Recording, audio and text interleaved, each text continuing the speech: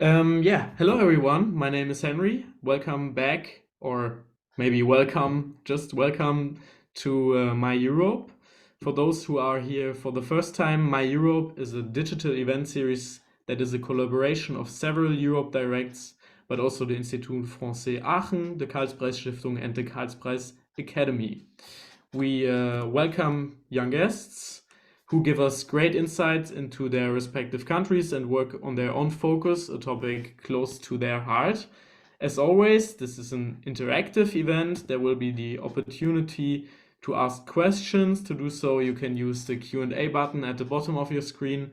I will then pick up the questions and pass it on to our guest.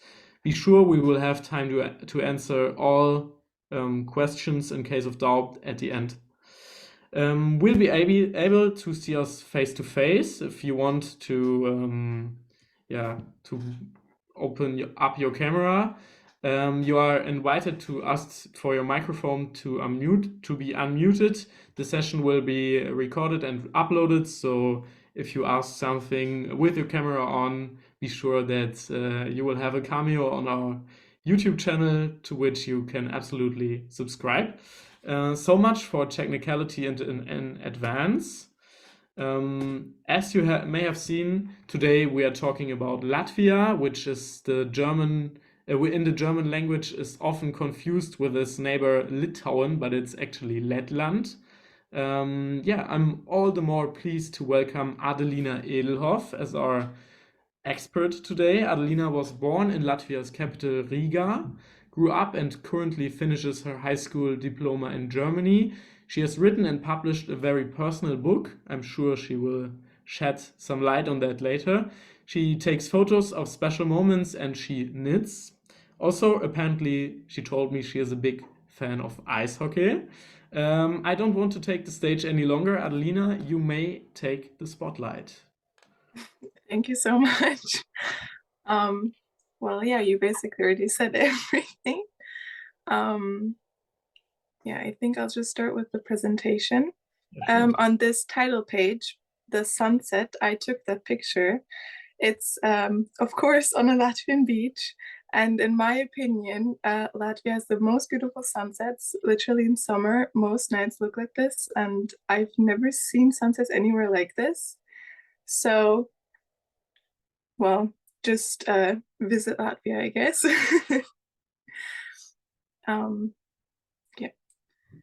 So first of all, for the content of the presentation, at first I'm going to tell a bit of about who I am, and then general facts about Latvia, and then some interesting facts that everybody might not know, and then the different UNESCO World Heritage sites in Latvia, and then of course a big topic, hockey in Latvia, which I think everybody has heard about at some point.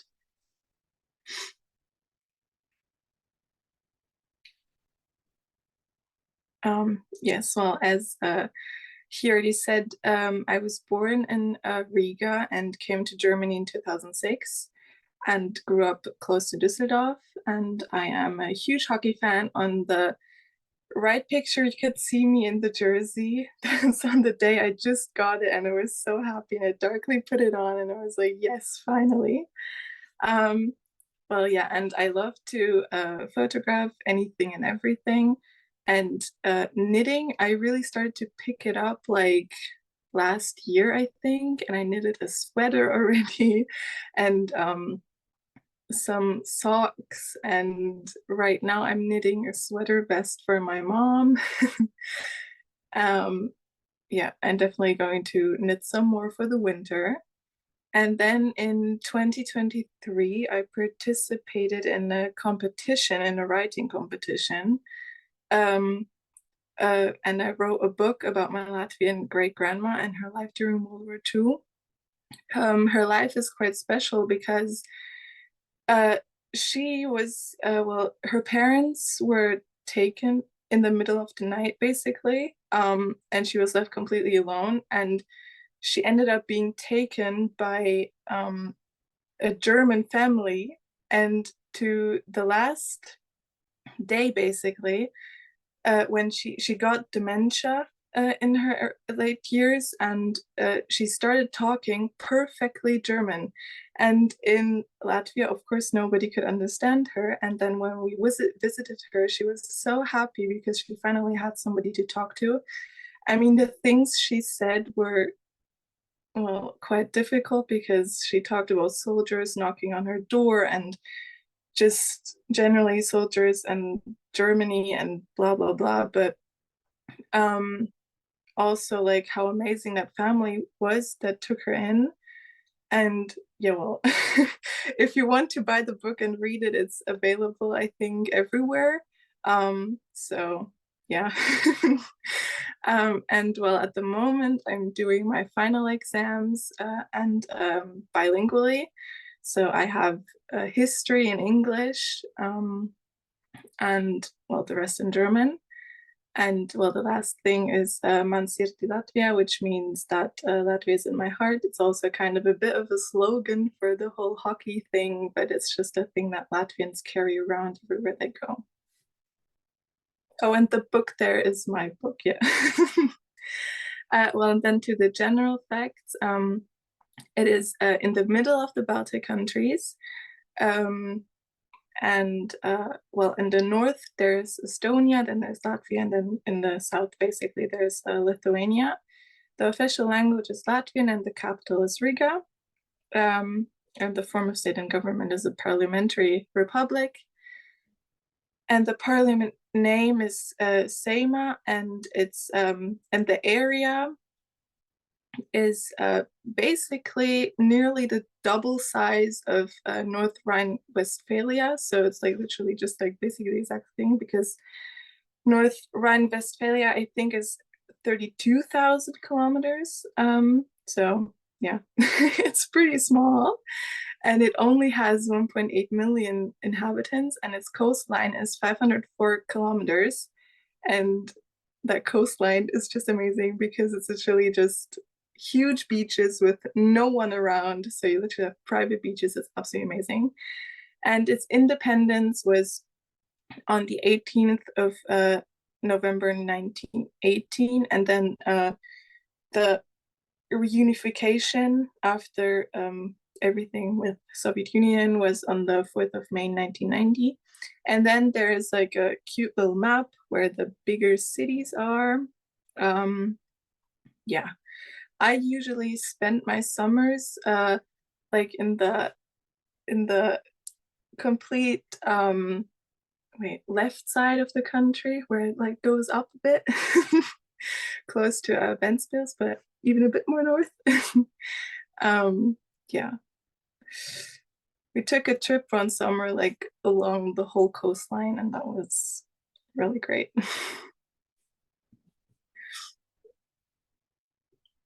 And then to the interesting facts, Latvia is one of the world's greenest countries. More than 50% of that area is forest. The picture on the upper corner is of I don't know, the like moorlands. It's like bog and it's just very but there's a lot of that in Latvia, and they're all like these wooden pathways through it, so you can hike through it, and it's very cool. There is the 5th fastest internet connection in the world. Literally everywhere you are, there's internet, even like if you're on the beach, you can stream anything. Like that's basically not possible in Germany. So that's great. Latvia also has the widest waterfall in Europe. It is 249 meters wide. And Riga Central Market is the largest in the Baltic and one of the largest in Europe. It has 72,000 square meters. And well, the Latvian languages is one of the oldest languages in Europe, which established itself in the last 5,000 years. It's an Indo-European language. Sometimes when you hear it, it might remind you of like Scandinavian languages, but it reminds you of Scandinavian languages, but at the same time, it also sounds completely different. I mean, you will hear it later in a video, maybe with the songs. Latvia has 76 cities, which is not much at all. And in Latvia, 99.9% of people can read, which is the highest percentage in the world, or one of the highest. An average Latvian eats 78 kilograms of potatoes a year. I think because a lot of Germans think that Germany is like the potato nation of the world, is actually not true at all, because me, I know that Latvians eat much more potatoes than Germans. It's really every single dish, we just put potatoes with it because it's good and it tastes great. And we also celebrate summer solstice. We wear them like white with flower things around our head. And Latvia is also the fifth largest producer of cranberries, 10,000 tons in forests and moorlands each year, which is absolutely insane. But well, the bottom picture is a picture of the central market. The buildings, they are old German Zeppelin buildings where Zeppelins were built. Like when you go in, the roof is just like crazy high, and everything smells of delicious food. Yeah, it's amazing there. And then for the UNESCO World Heritage Sites, one of them is the Historic Center of Riga, especially because of the Art Nouveau buildings.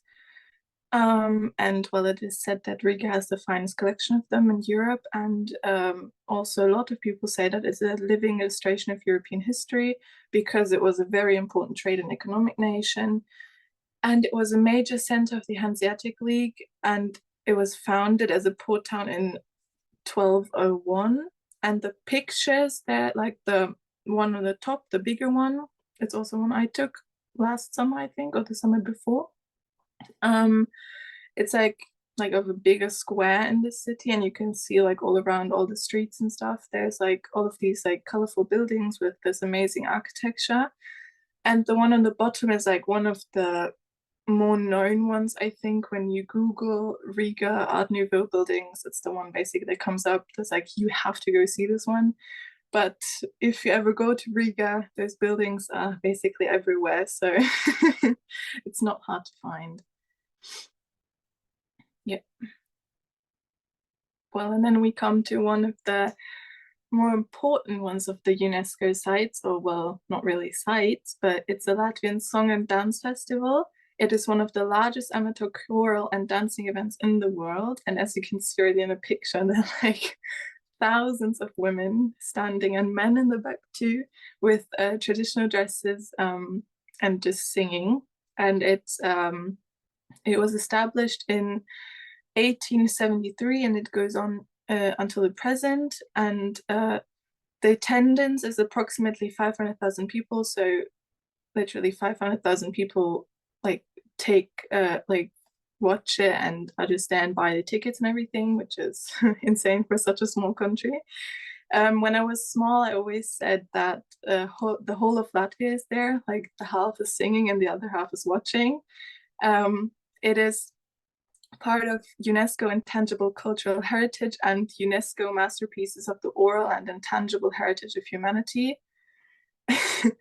And it is conducted every 5 years, and it has approximately 40,000 performers, and they are performing folk songs, classical choir, and it's an emphasis on a cappella singing.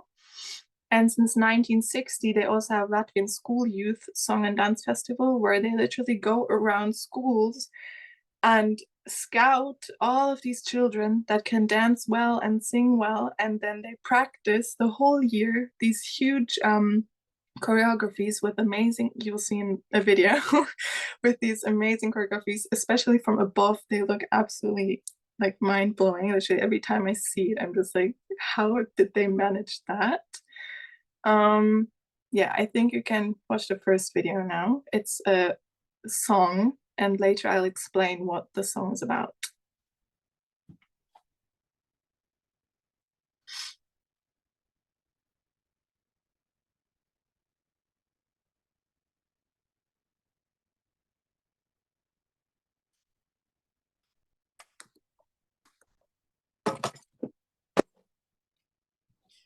There's no sound right now, I think. Adelina, do you hear something? No, I don't. I just wanted to say it.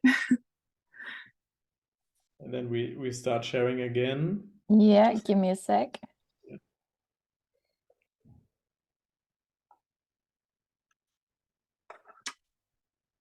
To all the participants, you can already ask questions down in the tool if they come up. We will just thread them in.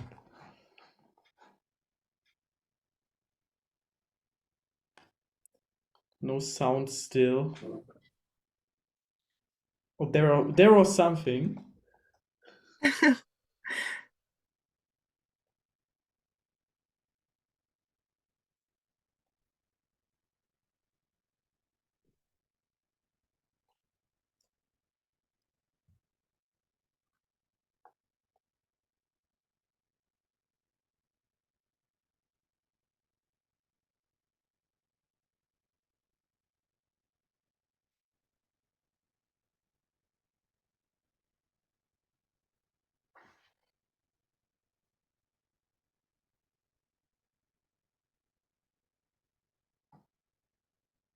Maybe I'll ask you some questions that already came up. You fact drop that Latvian is one of the oldest languages in Europe spoken today, and you speak German and English, and Yeah. think you also speak Latvian, or no? I do speak, but it's a bit because I'm not speaking so much in Germany. That's why it's kind of like a bit. But I mean, I understand everything, and when I'm there for like 2-3 weeks, I'm always speaking fluently, but it's just like always a bit. Yeah. Have you, because it's such an old language, maybe there are no similar phrases or words. I wanted to ask if you have noticed shared or similar words, just like I think French and English share so many words, or they are similar. Is it a totally different game with Latvian? Well, there are some similar things to German, but nothing comes to mind right now. But it's an Indo-German language, so there are some similarities. But I would still say it's quite different. Well, as I said, it reminds of like a Scandinavian language, nothing like the Slavic languages like Russian. It's like its own thing. Sounds similar to Lithuanian too. Also Estonian, again, completely different thing. Because they are so close together, Yes. you would think. Yes. But well, there are some similarities. It's not completely different, but it's still also, I would say to a German that it's incredibly difficult to learn. Latvian is also one of the hardest languages to learn because grammatically it's absolutely crazy. But yeah, maybe I'll think of something, but I'm not sure right now. Okay, I can try sharing the video with audio again. It could be the problem that I'm recording. So if that doesn't work, one of you guys has to share, but I'll try again, all right? One more try. Yeah.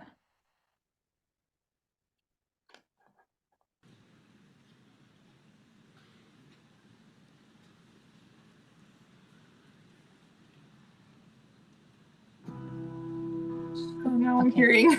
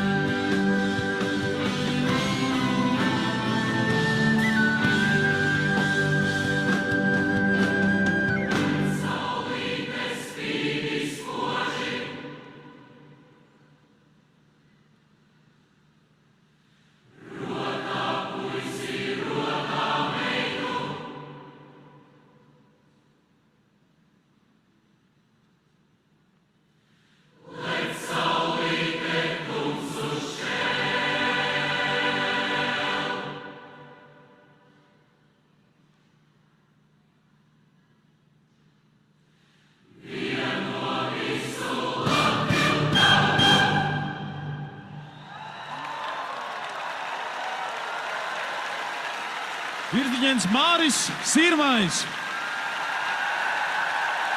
und Komponist.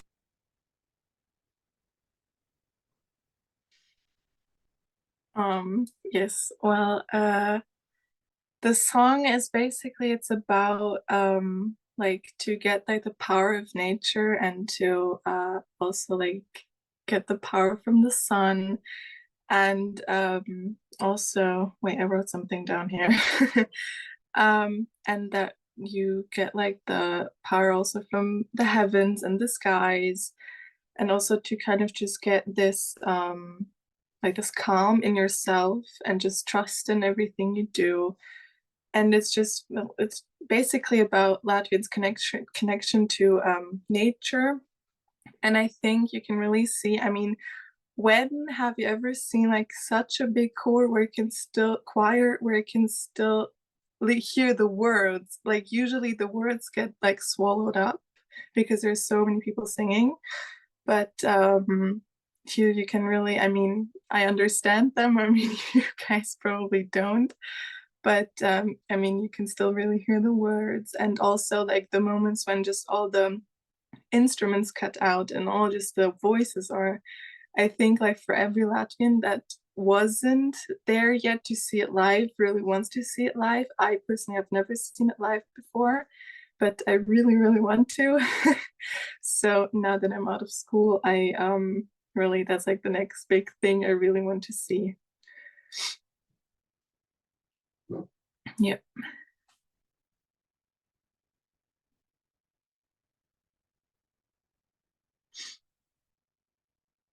And that's a dancing video.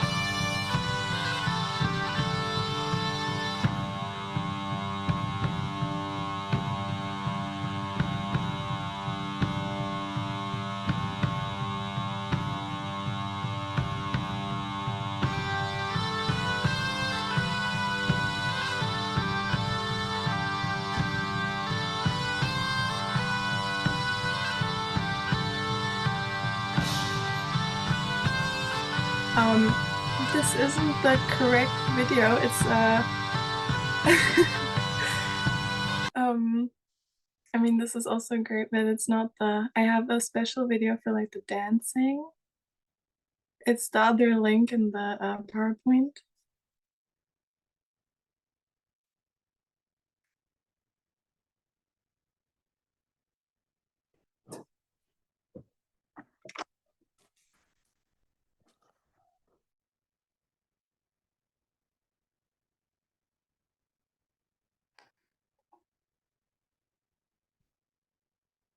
Adelina, is the location especially built every 5 years for the event, or is it? Well, there is like an arena outside of Riga where it happens, but I think they built like the plates on the floor for the big dances and stuff. But like for the choir where they all stand, that's like one, it's a new one. It's built like recently, I think like in the last 5 years or something. Yeah, it's like basically where all the money flowed. Like everyone wanted this huge arena. Yeah. Yep, that's the right one.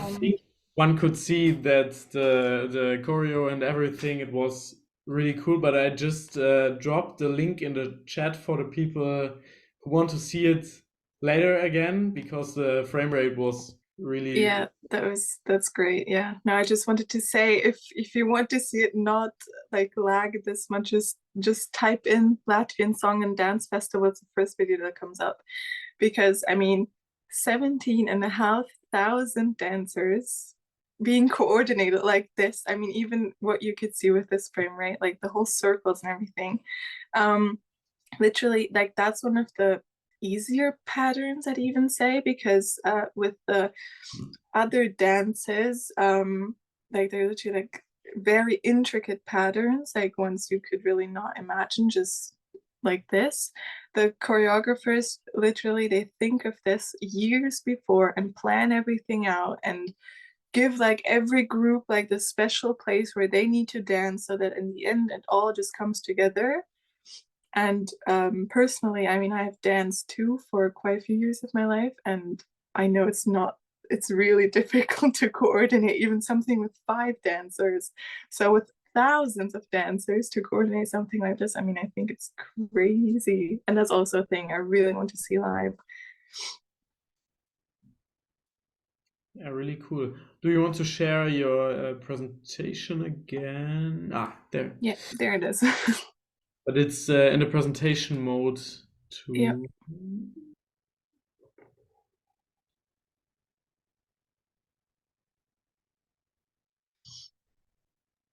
Is it the other way around now? Yes, we No. still see the current slide and the next slide and the whole template. Okay, wait. We'll get it going eventually. Yep.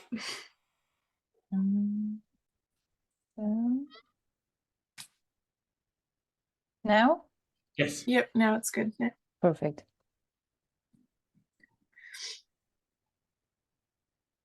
Yeah, so here are some pictures. I found some with more intricate patterns. I mean, they're not as much dancers, but still a lot dancers. And then the top left picture is one of the arena, like on the bottom there's where everyone can sit, and then in the front obviously there's the stage. And the stage is like so big. I mean, it doesn't look like this here, but it's like so big that even from the back you can see it. I mean, not very well probably, but you can still see it because like it's huge. Really, it's very high. And then the bottom right picture, you can see the costumes very well. They're like very traditional, like all of the headpieces and the dresses, and the men wear like special suits. Oh, and what I also wanted to say, you probably heard in the other video that there were also bagpipes. Usually people think that bagpipes are like a Scottish thing or like British, but actually in Latvia, they're also very, very common and used for a lot of the music. So it's not just a Scottish thing, it's also used in the Baltic. Yeah, that's all I wanted to say for the pictures. Well, now we come to the hockey.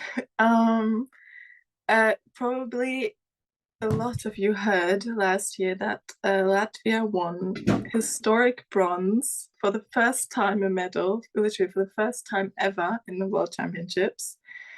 And what did the government do? They declared a surprise holiday, literally a free day for everyone except school exams. The children still needed to write their exams, but that was it. Every single thing was completely free. Nobody had to go to work, nothing. And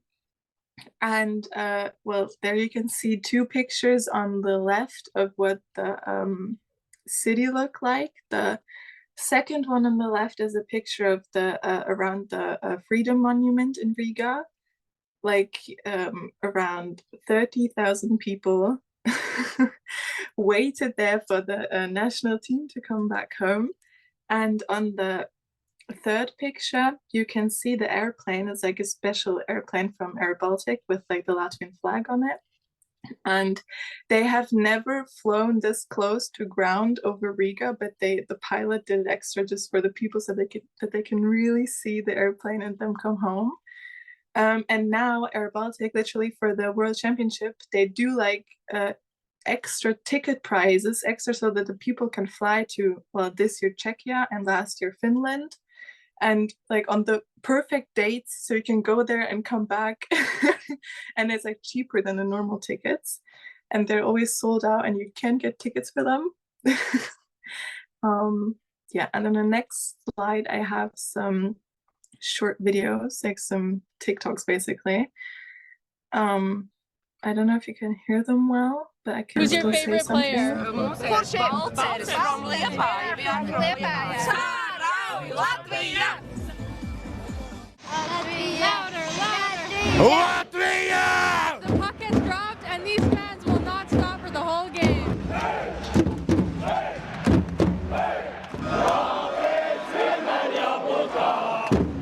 This is the song that they sing when they're shorthanded and they're on a penalty kill. I can hardly even hear myself think, but I think I'm becoming a Latvian fan slowly. These Latvian fans don't sit down. They're too into the game. In Latvia, this means let's go! I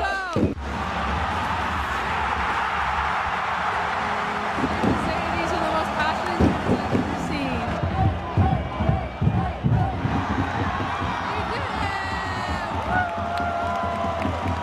What a crazy experience this is!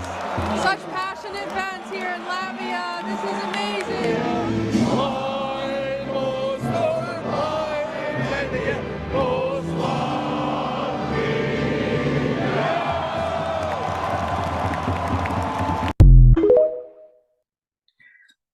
Yeah, so that video was basically like them just I think it was really great because the person there also spoke English, so I mean you can actually understand it, but literally every single game goes like this. And if you watch a game now, because the World Championship is going now, and you're watching a Latvian game, you barely can hear the commentators because Latvians just scream so loudly, and they have like huge drums, literally drums that belong to a drum set to a band, but they just brought them there into the arena, and they just, yeah, and they always sing together the same songs. Yeah, the next video is like just like how the hockey team was excited when they won the bronze medal.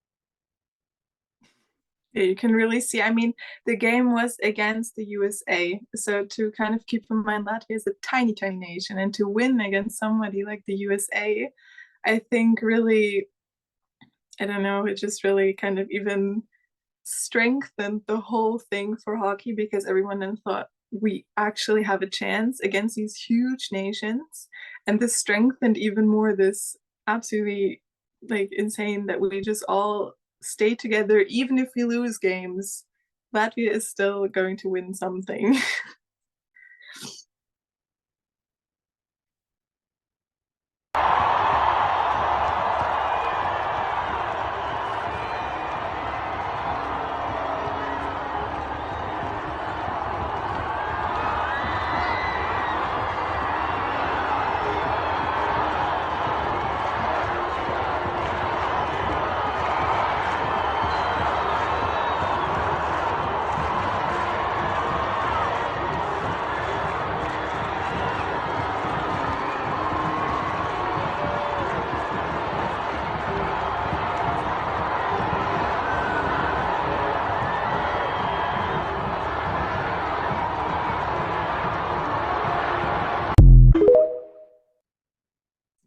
And well, that was just basically the video form of the picture I showed you before.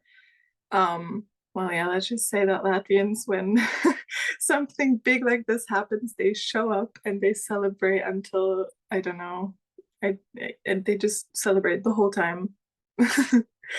And the last video is of them when they came back into their locker room, and instead of just, I don't know what, I mean, Germans do in their locker room, no clue, but they stood up and sung together. They sang a song together.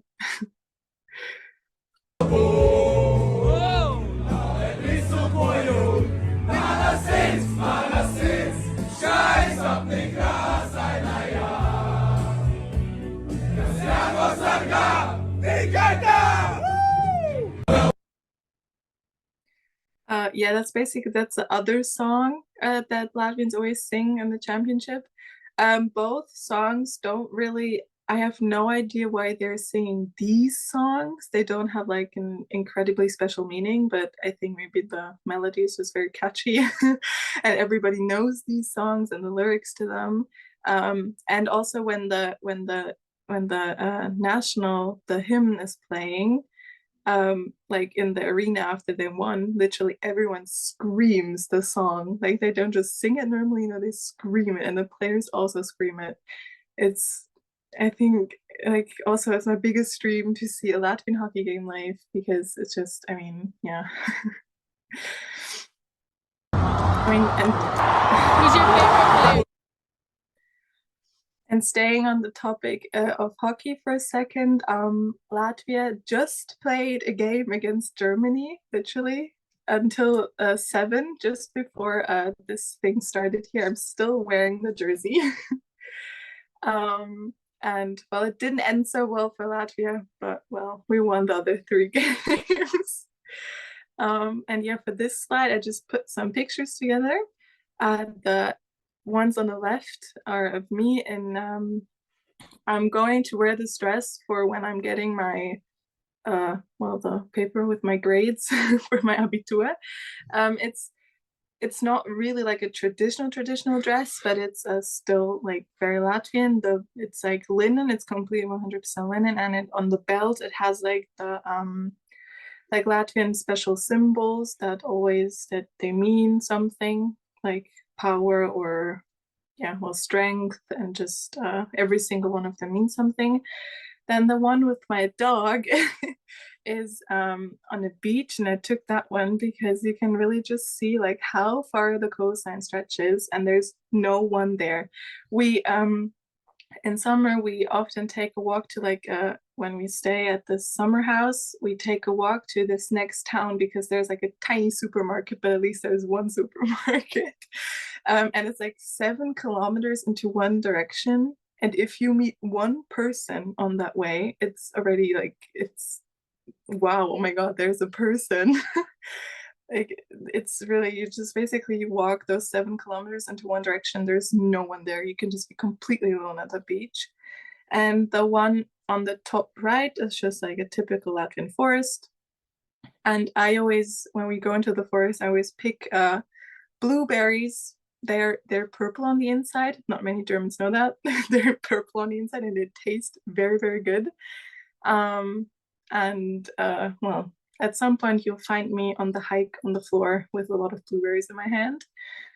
And well, then another sunset picture. I mean, it's not as crazy as the first one was, but it's still very pretty. And then the one on the bottom right is just, well, another beach photo of no one there in the middle of the day. Yeah. Is it more common that someone crosses your path in the forest or at the beach? What would you say? I'd say in the forest, because people go there to pick the blueberries and to pick the mushrooms. So probably more that. I mean, at the beach there's some, like sometimes. But yeah, no, I don't know. There's just generally not a lot of people there. Yeah. Yeah, thank you so much for the presentation. It was really great. We are awaiting a wave of questions, but until then, maybe I just slot in my questions that came to my mind. what is the thing with Latvians and ice? Because Latvians are also good when it comes to sliding down a tight ice track with a bobsleigh or a skeleton. They are always in the mix. And now you tell me ice hockey is so big. Why is ice and Latvia such a great combi? I think because, I mean, the lakes and also the seashore, like it freezes in the winter, you can skate on it. The one year we're in Germany also, it froze extremely, like very extremely. So even here you could skate. That year, literally in Latvia, people went to skate on the sea, on the North Sea. No, sorry, not on the North Sea. Oh my God, on the Baltic Sea. Yeah. They literally, I think, because I mean, you can ski there, but the hill is like a 30-second ride, so it's not really worth it to ski down that hill. So I think people just tended more to put skates on their feet or to, well, sit in a bobsleigh and skate on that, go down that fast track of ice, than use the snow for like skiing.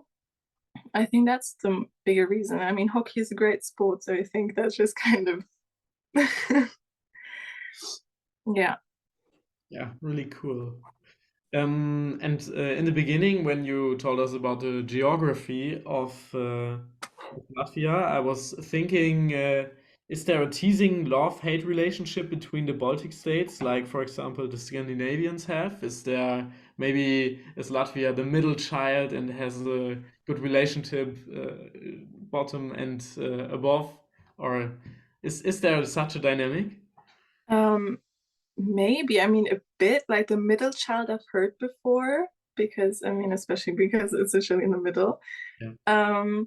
But it's more like, I'd say, like close friends. I mean, now in Eurovision, I was a bit disappointed because we didn't really give a lot of points each other, which I was like, that's the first year. But other than that, I mean, even if I think of on like social media, there's like not that much teasing. Like I know of the Scandinavian states, there's like a lot of jokes going on, but like between the Baltic states, I don't think so. Maybe like I think more of the Estonians because their language is so different to the Lithuanian and Latvian one.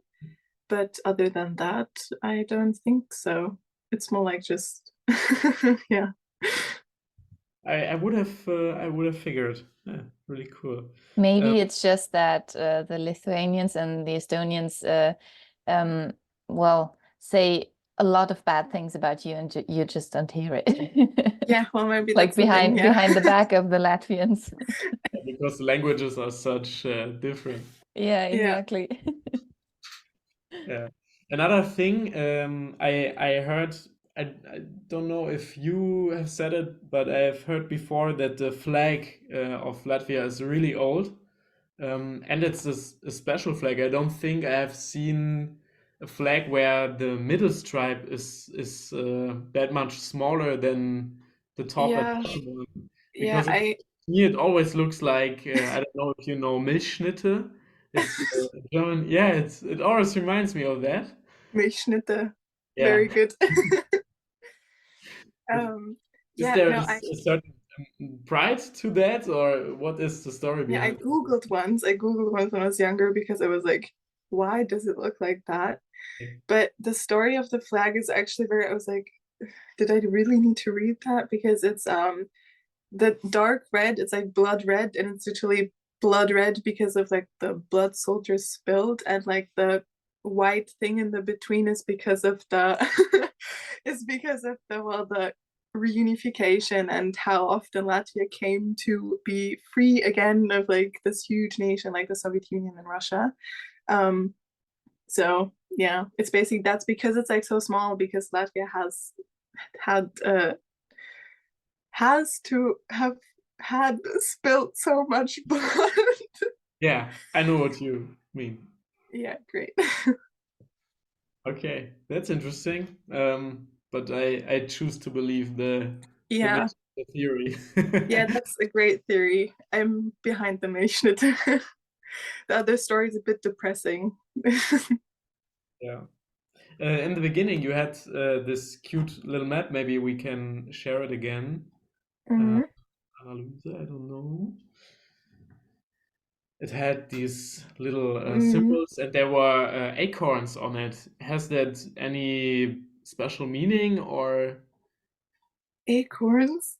yeah, these little nuts, I think. Yeah, there are one, two, yeah, two. Ah, yes. Well, a lot of the trees, I guess. I mean, you can see there's also like a normal Yeah, leaf. makes sense. I don't think it has a bigger meaning in that sense. It's just, I don't know why there's a soccer ball. Latvia is horrible at soccer. But, well, there should be a hockey stick. But, well, I don't know who made that map. Yeah. But it's I find it particular interesting that you said Latvia has the widest waterfall in Europe, I think. Yep. Yep. But also has this big ocean front. So is there a big elevation change in this small area, or what No, I mean the waterfall isn't necessarily like it's not really high. It's actually like I don't know how high it is, maybe a meter. oh yeah.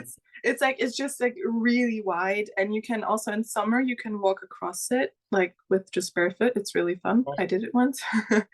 um but it's not really, it's like not like high. You can't imagine it like Niagara. It's just like it's basically it's tiny, but it's just like very, very wide. Yeah. So the country in its full is more flat like the Netherlands. Yep, it's I think its highest, well, hill is like 300 meters or something. I'm pretty sure the Netherlands is even more. But well, that's why I said skiing is not big. There are a few ski hills, but really not like, I mean, not really good ski hills. So people Yeah. just rather take their skates and go to the lakes or whatever. Yeah, but great for farming cranberries apparently. Yeah. I have a question, if I may, Yeah, because sure. I see that I think it's supposed to be a bottle or something in on the map, and that reminds me of the question: what do you have any, well, national dish and national drink, something special, or I don't know, yeah, something that's that Latvia is known for? Well, I'm not sure if we're known for in that sense, because known for Latvia is for like for the fish. I don't know what it's called in English, but aal, like the long one. People eat it there. I have never eaten it, and to be honest, don't want to eat. um, and for like gray beans, but to be honest, I've never seen somebody eat them. So I can tell for myself that I don't know if this is actually what Latvia is known for, but it's what every website says. But well, as I said, we eat a lot of potatoes. My favorite is like basically like potato pancakes, like Reibekuchen, but we eat it with like sour cream, so a bit like more herzhaft.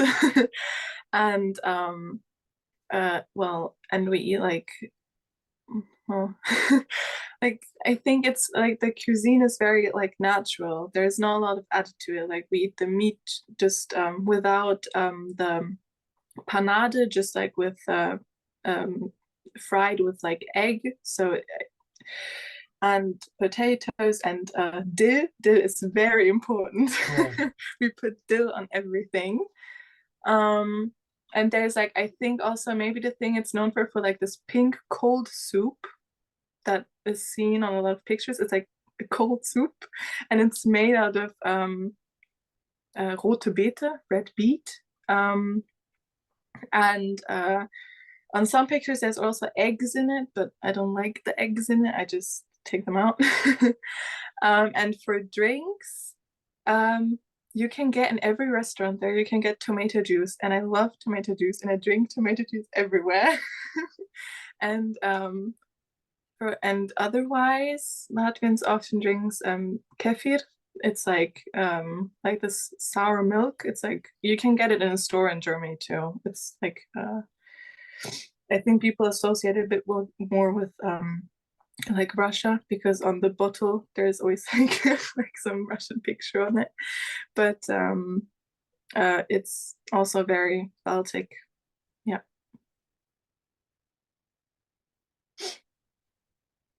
I think. Anna Luisa, is there another question on your mind?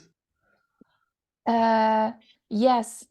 I wanted to ask you if you could say something in Latvian, like "Hello, my name is" or something, just because I'm so interested in languages. And yes, we've heard a little something in the videos, but I didn't know what it meant. So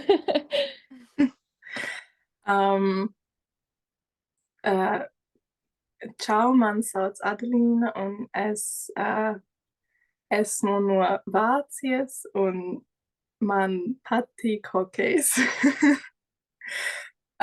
So I just said that my name is Adelina and that I am from Germany and that I really like hockey. that sounded great, really. Thank you. You're welcome. Yeah. It looks like your presentation was that seamless that no questions yeah, arrived upon us. So maybe we are already nearing the end if no new questions get in. Yeah, thank you so much, Adelina. I think it was a blast. It was a pleasure for me, at least. One last little note for everyone. The next My Europe will feature Spain on the 25th of September. So we have a little summer break.